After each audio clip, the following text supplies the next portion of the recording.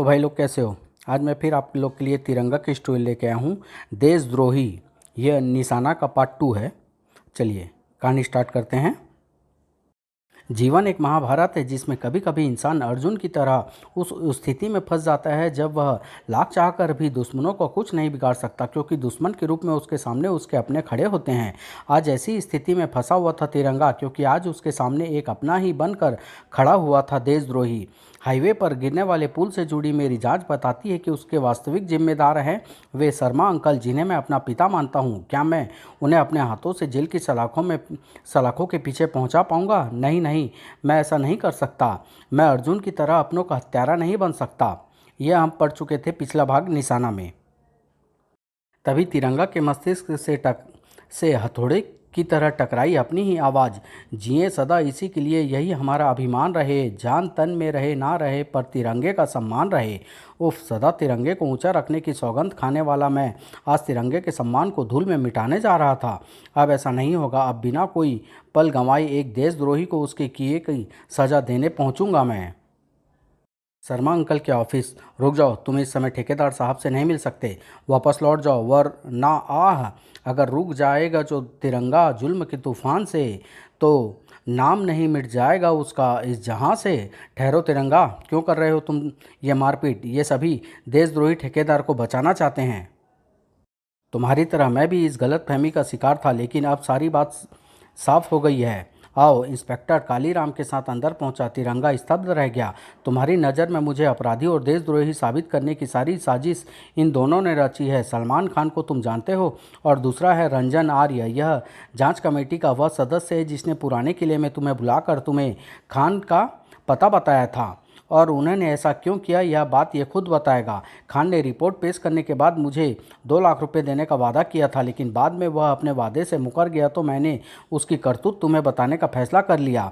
असली अपराधी खान ही है। नहीं, ये झूठ बोल रहे तिरंगा। असली अपराधी मैं नहीं, शर्मा है। ऐसा कहकर यह मुझसे अपना बदला ले रहा है तिरंगा, क्योंकि कुछ ही दिनों पहले इसका साला मेरे बॉडीगार्ड के हाथों मारा गया था। तो तुम तो उसे जानते ही हो, क्योंकि तुमने ही तो उसे पकड़ा था।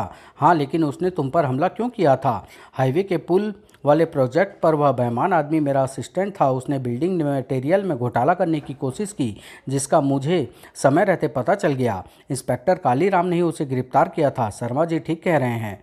मैंने उसे उसी समय नौकरी से निकाल कर पुलिस के हवाले कर दिया। बस इसी बात पर उसने मुझसे बैर पाल लिया और छूटते ही उसने मुझे मारने की कोशिश की, लेकिन मारा गया खुद। उसी का बदला लेना चाहता था खान मुझसे। नहीं, ये सच नहीं। थाने चल खान, सच झूठ का पता वहीं चलेगा। पूछताछ के लिए आपको भी हमारे साथ चलना होगा मिस्टर आर्य। किसी के जाने से पहले ही वहां से रवाना हुआ तिरंगा। ओके मिस्टर शर्मा, मुझे खुशी है कि तुम बेगुनाह साबित हुए। धन्यवाद तिरंगा। तिरंगा के ऑफिस से निकलने के साथ ही ठेकेदार शर्मा के पैरों में गिर पड़ा रंजन आर्य। जैसा तुमने कहा था मैंने वैसा ही किया।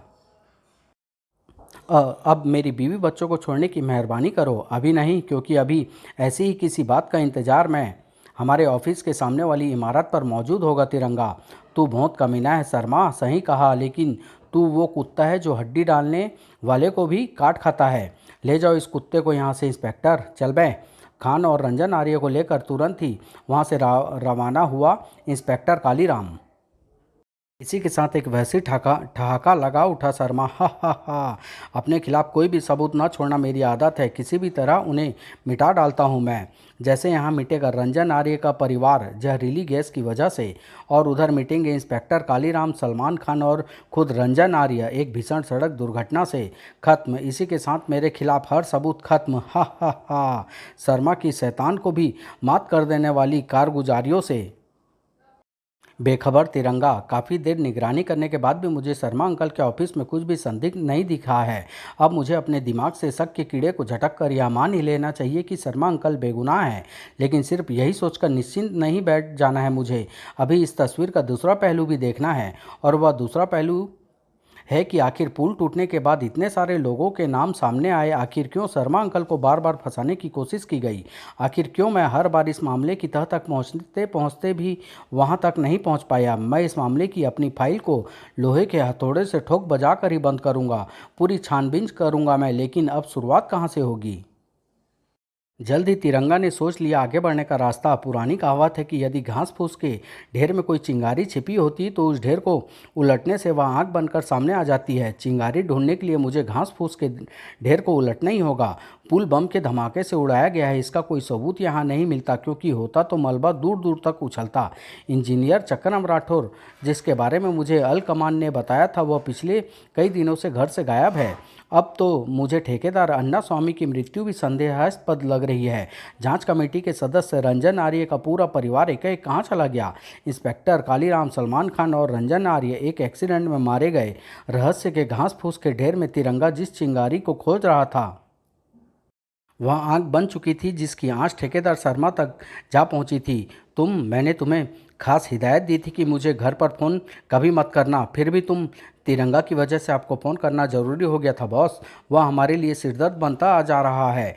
दोबारा खोजबीन करके तुम तक पहुंचने की कोशिश में है वह। ओह, कोई स्कैंडल ना बने, इसलिए पहले मैं तिरंगा को ख़त्म करना नहीं चाहता था। अब पानी सिर से गुजर चुका है, इसलिए नामो निशान मिटा दो उस तिरंगा का। कठोर मगर शांत आवाज़ थी वह ठेकेदार शर्मा की, जो कहीं पर ज्वालामुखी के विस्फोट की तरह गूंजी। खत्म कर डालो उसे। पैरेलल लाइन पर फोन सुनती मिसेस शर्मा के कानों में गूंज उठा वह विस्फोट। नहीं, तिरंगा को कोई खत्म नहीं कर सकता। तिरंगा को खत्म कर डालो। कोई नहीं। आह मम्मी! एकदम से नींद से जागी शिखा ने तेजी से उठकर मिसेस शर्मा को संभाला। क्या हुआ मम्मी? कुछ नहीं, मुझे बेड की तरफ ले चलो। आह! अपनी मम्मी को बेड पर लिटाकर बाहर की तरफ भागी शिखा। मैं अभय भैया को बुला कर लाती हूँ। एक पल बाद ही वह अभय के कमरे का दरवाज़ा खटखटा रही थी। शिखा, अभय भैया, अभय भैया! लगता है अभय भैया काफ़ी गहरी नींद में सोए हुए हैं। शायद नहीं, बाथरूम में नल चलने की आवाज़ आ रही है। अभय भैया नहा रहे हैं। लेकिन ये नहाने का कौन सा समय है? रात के 2 बज रहे हैं। अभय भैया थोड़ी देर में नहीं नहा ही लेंगे, फिर मैं वापस आऊँगी। तब तक पापा को बुला लेती हूँ। विचारों से लड़ती वापस लौटती शिखा क्या जानती थी कि जिस अभय को वह कमरे में मौजूद समझ रही थी, वह तिरंगा के रूप में सड़क पर मौजूद था। वह लड़का उस आदमी को घायल करके उसका पर्स लेकर भागा जा रहा है। आह, कोई रोको उसे! अरे, एकाएक कहाँ गायब हो गया? घुसा तो इसी गली में था। उसे रोकना होगा। ये रहा। ओह, बहुत खतरनाक इरादों से भरा हुआ है तेरा ये छोटा सा दिमाग। ओए आई माँ! एक ही थप्पड़ ने उसका दिमाग ठिकाने लगा दिया। तिरंगा, मुझे माफ़ कर दो, ऐसी गलती दोबारा नहीं होगी। और अगर हुई तो खुले आकाश के नीचे वह तेरी आखिरी गलती होगी, क्योंकि अगली बार तू जेल में होगा। लेकिन एक पल में वह हो जाता है जो आदमी सोचा भी नहीं होता। और वह हुआ एक पल में। धड़ाम! बचो! सही समय पर लड़के को लेकर ज़मीन पर लुढ़कता चला गया तिरंगा और बच गया उस मौत से। ओफ! इस भारी लोहे के कैबिन ने अभी मुझे और इस लड़के को चटनी की तरह पीस दिया होता, जिसे फेंका है छत पर मौजूद उन बदमाशों ने। उन्हें इस काम का इनाम मिलना चाहिए। हमने तेरे जैसे बेवकूफ़ नहीं देखा जो मौत के झपट्टे से बचने के बाद भागने की बजाय सीधा मौत के मुंह में आ कूदा है। तुमने ऐसी लात कभी नहीं देखी होगी और ना देखा होगा ऐसा घूंसा। जब मुलाकात लात और मुक्के से हो रही हो तो बीच में बंदूक नहीं लाते। और ना थोबड़ा! बड़ी खतरनाक है तेरी ढाल। अभी टुकड़े टुकड़े करता हूँ इसके। यहाँ आने की ज़रूरत क्या है? मैं अपनी ढाल को तुम्हारे पास ही भेज देता हूँ। उस बदमाश का थोबड़ा सुझाने के बाद वापस ना लौट पाई तिरंगा की ढाल। ओह, तेरी ढाल टंकी में जा फंसी है। अब तुझे कौन बचाएगा? ये संगीन बचाएगी मुझे। तुझे ऐसे रोक कर। आह! अभी संभल भी ना पाया था तिरंगा कि उसकी आंखों के आगे चांद सितारे नाच गए। तिरंगा अपना सिर लेकर बैठ गया। इसी के साथ बदमाशों को भागने का मौका मिल गया। भागो, हम इससे पार नहीं पा सकते। हम एक आदमी से नहीं, पूरी सेना से लड़ रहे हैं। लेकिन बब्बन उस्ताद को क्या कहेंगे? जिंदा बचे तो कुछ भी कह देंगे। और कुछ देर बाद जब तिरंगा संभला, पता नहीं कौन है यह बब्बन उस्ताद और उसके गुंडे ने मुझ पर हमला क्यों किया है। अब ये नोट करूंगा इसके घायल मालिक के हवाले। अरे, कहाँ गया वह? यहीं तो छोड़ा था उसे। शायद कोई उसे उठाकर अस्पताल ले गया। अब जब तक उसका पता न लग जाए, इन रुपयों को भी मुझे अपने पास ही रखना होगा। एक छोटी सी लड़ाई को खत्म कर अपने रास्ते पर बढ़ चुका था तिरंगा, लेकिन थमने का नाम नहीं ले रही थी वह लड़ाई जो चल रही थी शिखा के मस्तिष्क में। क्या सचमुच इतनी रात गए नहा रहे हैं अभय भैया? नहीं, नहाने वाली बात जच नहीं रही। बात ज़रूर कुछ और है। मुझे उसका पता लगाना चाहिए। दरवाज़ा वैसे ही बंद है, बाथरूम से नल चलने की आवाज़ वैसे ही आ रही है। मेरा शक बेबुनियाद नहीं है। ज़रूर कोई गड़बड़ है। मुझे दरवाजे को खोलने की कोशिश। अरे, ये तो अभय भैया के कमरे की खिड़की की बंद होने की आवाज़ है।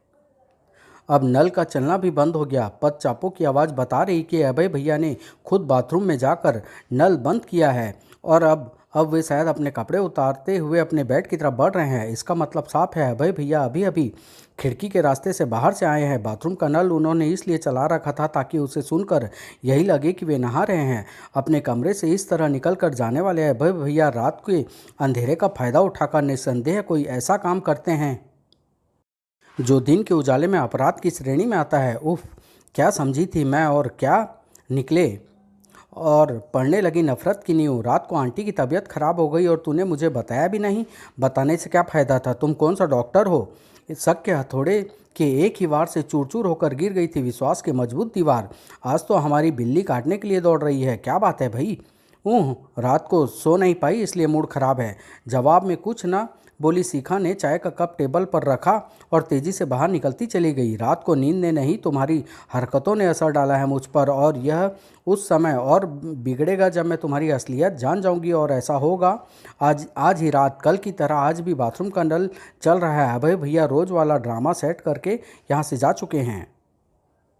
अब मुझे अपना काम शुरू कर देना चाहिए। तुरंत ही शिखा ने हाथ में नजर आने लगा वह पतला ब्लेड जो एक पल बाद ही दरवाजे के लॉक को काटने में जुटा हुआ था। जल्दी अभय के कमरे में थी शिखा। अभय भैया के वापस लौटने से पहले ही मुझे यहाँ ऐसे सूत्र ढूंढने हैं जो देश प्रेम का ढोंग करने वाले देशद्रोही का पर्दाफाश कर सके। इधर शिखा अपने लक्ष्य तक पहुँचने में प्रयासरत थी, जबकि इधर तिरंगा अपने लक्ष्य तक पहुंच चुका था। यही है बब्बन यादव नामक वह आदमी जिसके इशारे पर मेरी हत्या करने की कोशिश की गई।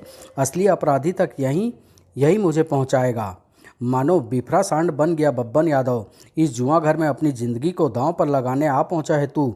तिरंगा को देखते ही खेलते हैं ज़िंदगी का जुआ हम, सरफरोश अपना खून बहाकर। जीतते हैं हर बाजी को अपनी जान की बाजी लगाकर। तिरंगा के साथ शिखा भी अपने लक्ष्य को पाने में सफल हुई। असाधारण आकार के इस सूटकेस में कपड़े रखने की जगह काफ़ी छोटी है, जबकि उसका तला काफ़ी गहरा है। ऐसा लगता है यह सूटकेस सिर्फ ऊपर की साइज से ही नहीं, नीचे की साइड से भी खुलता है। ऐसे इस गुप्त हिस्से में ज़रूर कोई ऐसी चीज़ रखी जाती है जो दुनिया के सामने आ जाए तो हंगामा मच सकता है। ऐसी कई जगह होगी, यहाँ मैंने आज सबको ढूंढना है। अरे अभय भैया का यह कंप्यूटर मॉनिटर तो एकदम हल्का है, और ऐसा कभी हो सकता है जब इसमें कोई उपकरण ना होकर कुछ और चीज़ हो। ओह नो, शिखा की आंखें फटी की फटी रह गई, क्योंकि खुले पड़े कंप्यूटर में उसे नजर आए थे खून सना चाकू और रुपये। साए साए करता शिखा का दिमाग एक पल में ही निष्कर्ष पर जा पहुंचा। अभय भैया अपराधी है, तभी वे रात भर घर से बाहर रहते हैं। इसी के साथ शिखा के दिल में हिलोर मारता नफरत का तूफान उसके चेहरे पर नजर आने लगा। बस अभय भैया, आपका असली रूप सामने लाने के लिए इतने सबूत काफ़ी है। अब आपसे प्यार करने वाली आपकी यह बहन आपको खुद हथकड़ी लगवाएगी। पुलिस बुलाने के इरादे से उठे शिखा के कदम उस हल्की सी आहट पर ठिठक कर रह गए। खिड़की के पास से आहट, इसका मतलब है अभय भैया वापस लौट रहे हैं। अब मेरे पास समय कम है, मैं बाहर नहीं निकल सकती, इसलिए भलाई इसी में है कि मैं यहीं इस पर्दे के पीछे छिप जाऊं और अपनी आंखों से देखूं अभय भैया की करतूत को। लेकिन खिड़की से अंदर आने वाला यह अभय नहीं, यह तो है तिरंगा। आश्चर्य से फैलती शिखा की आंखें एक पल बाद ही अविश्वास से फटती चली गई, क्योंकि एक पल पहले जो आंखें तिरंगा को देख रही थी उनको अब नजर आ रहा था अभय। मुझे पता चल चुका है कि वह महत्वपूर्ण सबूत कहाँ मिलेगा जो असली देशद्रोही को बेनकाब कर देगा। उसे हासिल करने के लिए मुझे इंतजार है आने वाली रात का। एक सच्चे देशभक्त को देशद्रोही समझने की अपनी भूल पर बहुत पछता रही थी शिखा। क्या हुआ तब जब तिरंगा असली देशद्रोही यानी अपने पिता के सामने पहुंचेगा? क्या होगा जब तिरंगा की बहन उसकी असलियत पहचान गई है? क्या होगा उस देशभक्त और औरत का जिसका पति देशद्रोही के रूप में सामने आया है? तिरंगा की इस सीरीज का अंतिम त्रिकोणीय भावनात्मक संघर्ष से ओतप्रोत कॉमिक्स का अगला भाग बहुत जल्द लेके आऊँगा। सिंदूर मिटा दो से समाप्त।